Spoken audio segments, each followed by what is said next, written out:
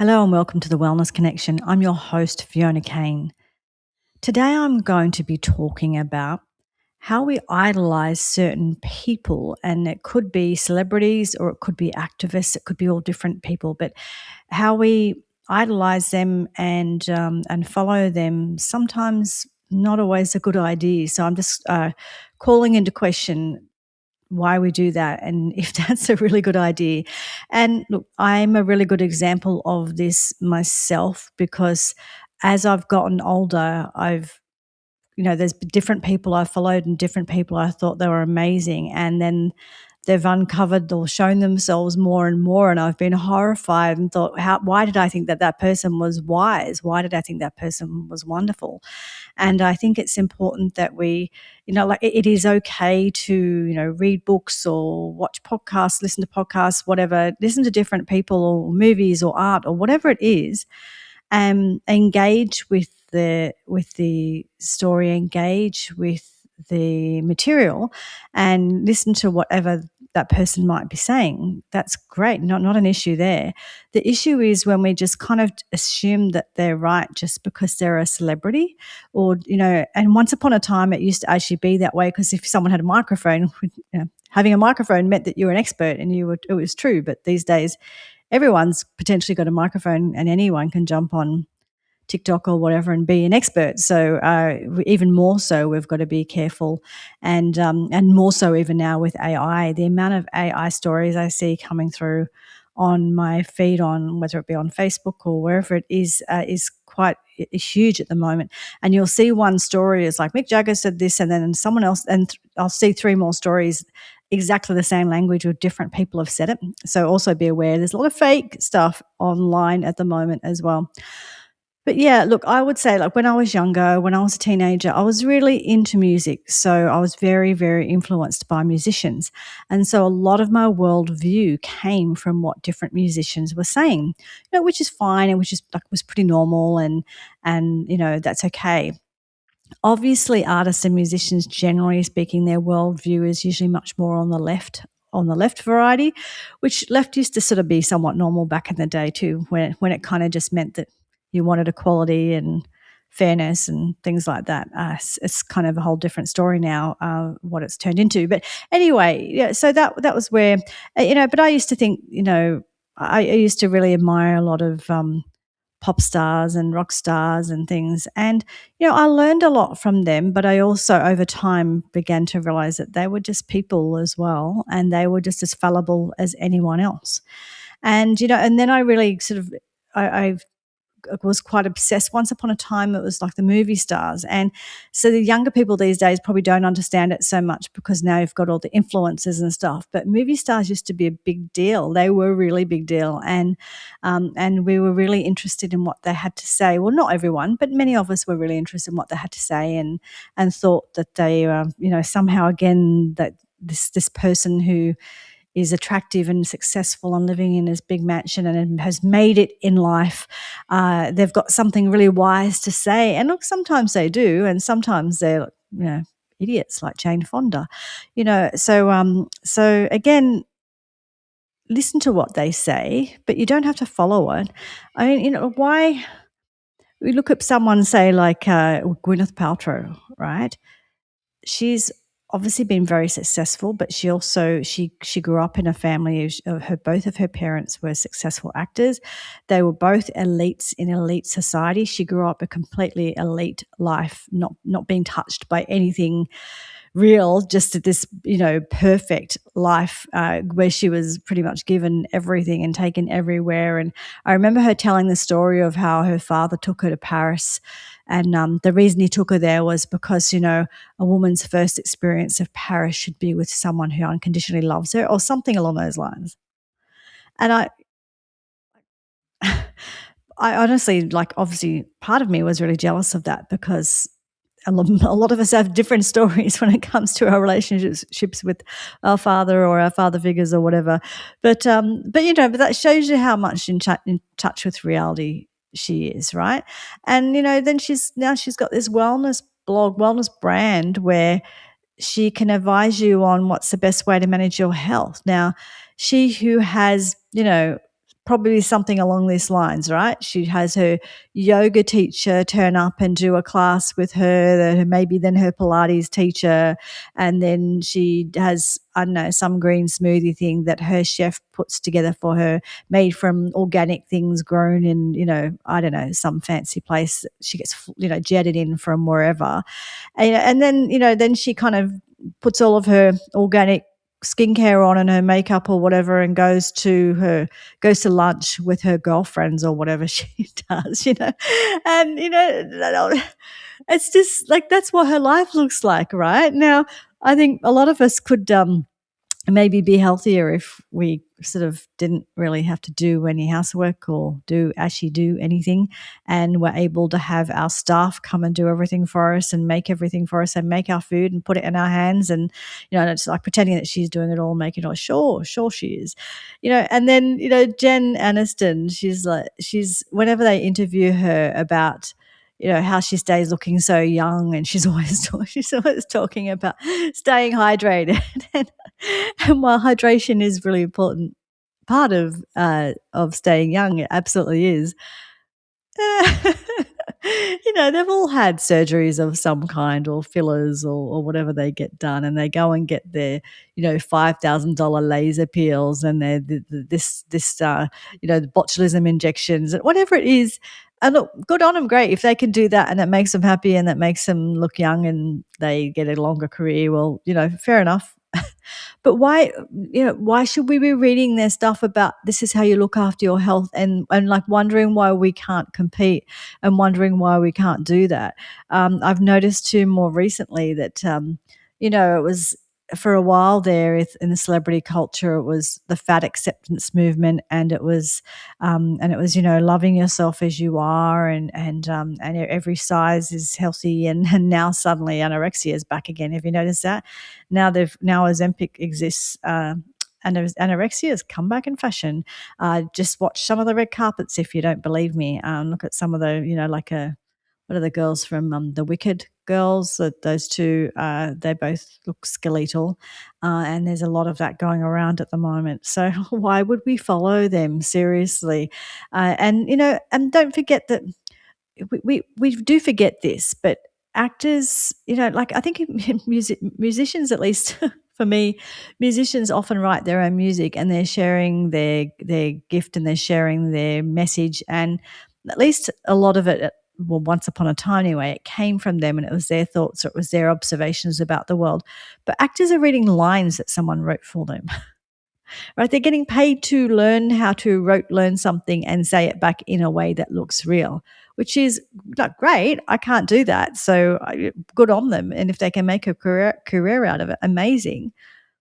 But they're not paid to be deep thinkers. Why do we think that they're deep thinkers and that they really, so many of them, obviously they are not, because now that the world, once upon a time, movie stars didn't interview much, you didn't hear from them much, and they just do this occasional kind of like Vogue interviews or whatever. But now, of course, with social media, a lot of them are just nonstop talking, and like Mark Ruffalo and people like that. And you realize how stupid they all are, because they actually start talking all of the time, right? So interestingly enough, the one thing about social media and them all speaking and sharing their views is that we have realized that they're idiots. So I suppose in that way, if you actually listen to them or watch what they're saying, you kind of learn that they're all just human beings. And yeah, actors are probably not always the deepest thinkers. They've got different skills, but then there's the people who have marketed themselves as the deepest thinkers or as the spiritual types. And so that would include Oprah. I was such a sucker for Oprah. I grew up in the Oprah generation where we all just thought that everything she said was so inspired and so deep, and and over time, just the more I hear her talk, and the more of the things I see her promote, and the things I see her talking about, and the amount of 1 minute she's making money off Weight Watchers and doing the Weight Watchers thing, and then she's talking about fat acceptance, and then the Weight Watchers company that she had heavily invested in, the GLP-1, the Ozempic type things, right? And so now she's written a book, obviously shadow a shadow, what do they call them? Shadow also? Or I can't remember the name for it anyway. Someone else wrote the book. But, about GLP-1s, and it's like she's making a hell of a lot of money out of it.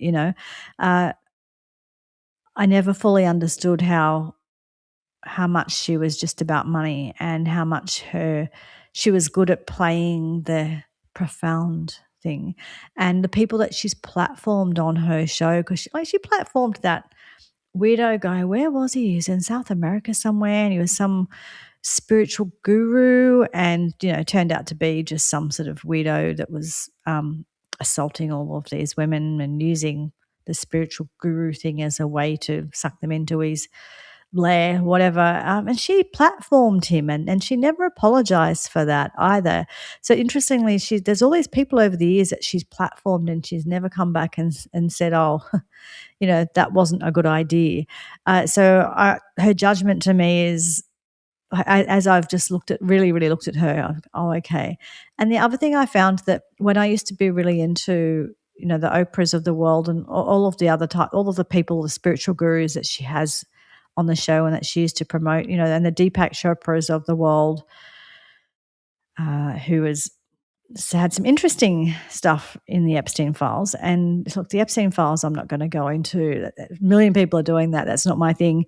In saying that, though, and there are a lot of names in there that are just names because he was in amongst it all with all the celebrities and stuff. So I don't think every name in there is like evil and you must destroy that person. However, some of the emails and some of the language and some of the conversations between people like Deepak Chopra and Epstein have revealed a lot about who they really are, and it's not nice stuff. You can go and Google it if you want to learn more about that. And it's really sort of and even just as people who are talking about what it was like on the inside, and what touring around with all of the spiritual people, because I used to go and see all the Louise Hayes and the Wayne Dyers and the Deepaks and stuff when they would tour. I was a real sucker for all of that. And not saying that. Look, there's a lot of things where there's some value of stuff. Like you can't. Sometimes in life we completely write things off. I think you can get value from a lot of things, and I think that sometimes you might get like a little bit of an insight from that film, and a little bit of an insight from that conversation with that person, a little bit of insight over there from maybe a movie that you saw, and then you'll get some other thing from some sort of spiritual leader or whatever. Look, that's fine. I think if we treat it all as information, and we assess it all, and then we decide what we believe or whatever. That's one thing. But it's when at least I wasn't following them around and spending thousands of dollars and going all around the world and going to all the retreats and things. Although if I had had the money, maybe I probably would have. So who knows? Like, I'd like to say I wouldn't have, but I probably would have if I had had the money to do something like that. And I think a lot of them, it's one of those things. They might have like one thing that they say that might be a bit profound, or they just not even that, but they repackage something. They repackage an idea and have a way of saying something that sounds like it might be all right, or sounds like it might be. They have a way of repackaging or repurposing something maybe that someone else has said, but they have a way of saying it that makes it sound impressive. And that's a lot of what these people do. They're actually just really good at communicators, and they're really good at communicating an idea maybe in a way that you haven't heard before. Just a moment.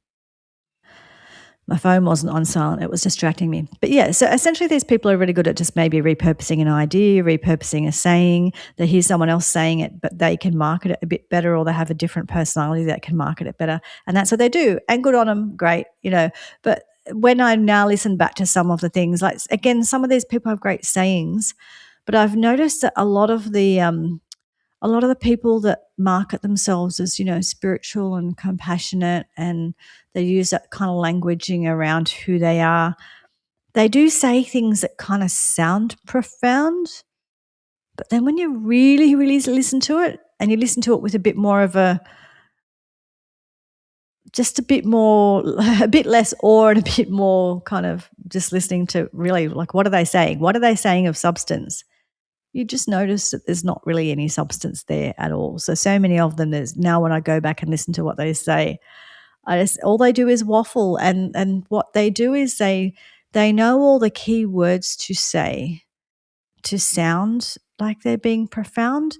If you want to see an example of this, just watch Meghan Markle when she is interviewed and when she talks. That woman, I don't think she has any unique thoughts. I think she just has buzzwords that she says, and she knows how to say them in a way that makes it sound really profound. And she knows how to space things out and say it, and the facial expressions and everything. But when you listen to what she actually said, she says nothing. And Oprah's really, really good at that. The other one that I found, Liz Gilbert is really, really good at that. I was a really big fan of hers for a long time, and look, she's a great writer. I enjoy her books, but I think we have to see them, especially the one that she wrote, which was Eat, Pray, Love, the one about her life. I think we have to see them as more fiction than, particularly that one. That one is more fiction than real life, because so many women have gone and tried to do the Eat, Pray, Love thing based on Liz Gilbert, and I'm not saying that none of it was true, what she wrote in that book, but I think that over time she has come to she's come to talk more about who she really is, and she really is, and in her own words, someone who would see a married man and would want to take him from his wife just because she could. And she did, and she would do that. So I think she's a very destructive force. In her latest book, she talks about in great depth about how she wanted to basically kill her partner because her partner um, was terminally ill and very difficult to deal with at the end of their life. This woman was, I think, a heroin addict, or I don't know. Anyway, an addict of some kind, and very, very difficult to deal with at the end of her life. I could only imagine. I'm sure she was. But she talks in great detail about how she wanted to kill her because it was all too hard.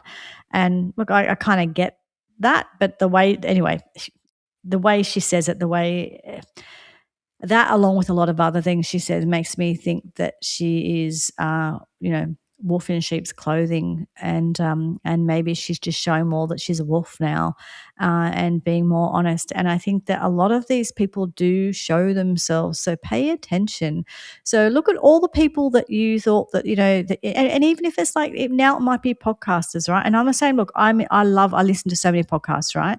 And I get really heartbroken when a podcaster I really love suddenly says something different, or somebody says something that I don't agree with or don't like.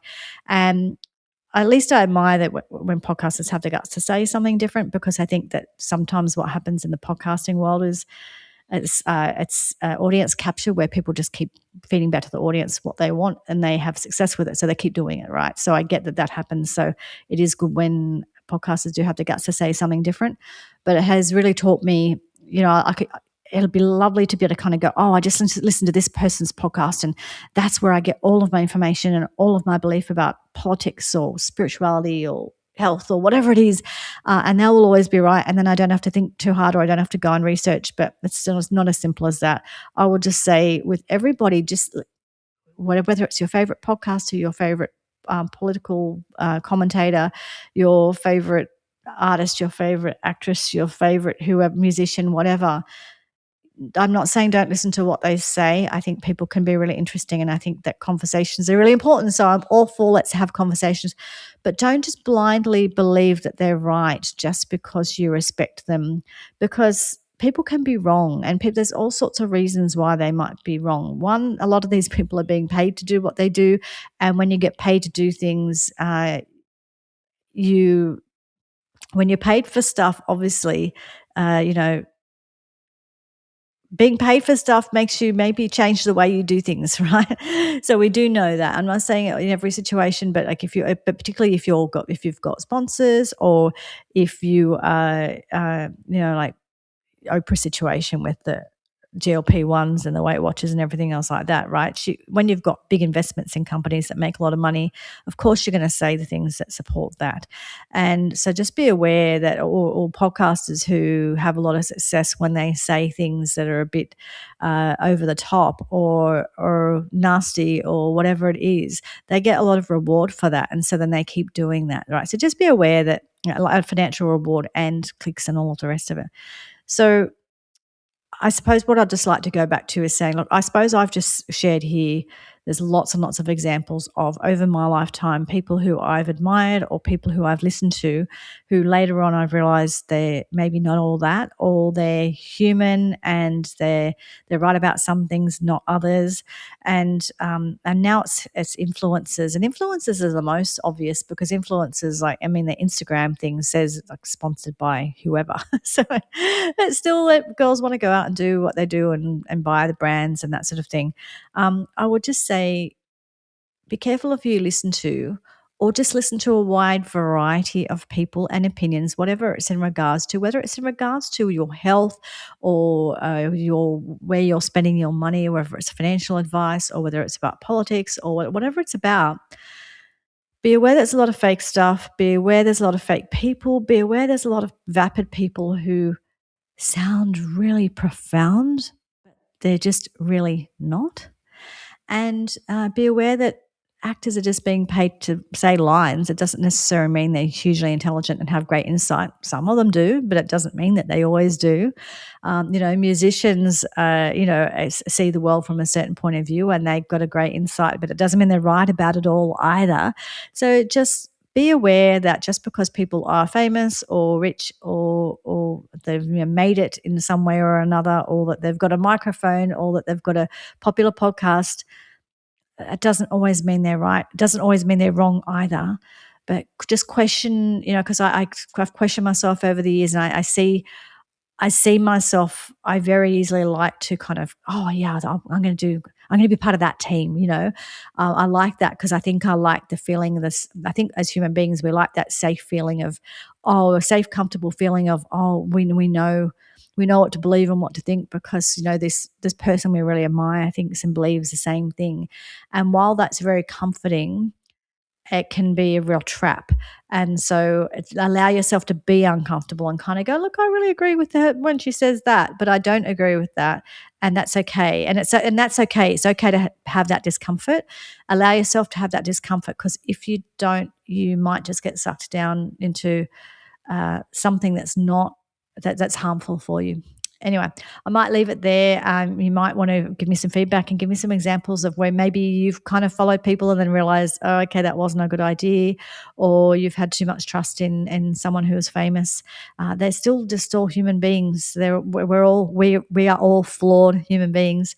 None of us have the perfect everything and perfect idea about everything, or all of the truth. None of us own the truth, right? So anyway, I just thought I would. Just in this world at the moment with all the things going on, just question where you learn things, and be prepared to learn lots of different things and think for yourself, and be prepared to be a bit uncomfortable. It's good to be uncomfortable. We do like to be in the comfortable place of being on the right, or in the people who are on the right side of history is what people like to say these days. Question that. Anyway, all right, I hope you have a good week, and I'd like to have real conversations about things that matter here. Please like, subscribe, share, and all of those things. Please rate and review. All of that really, really helps me get the word out there. Thank you. Talk to you later. Bye.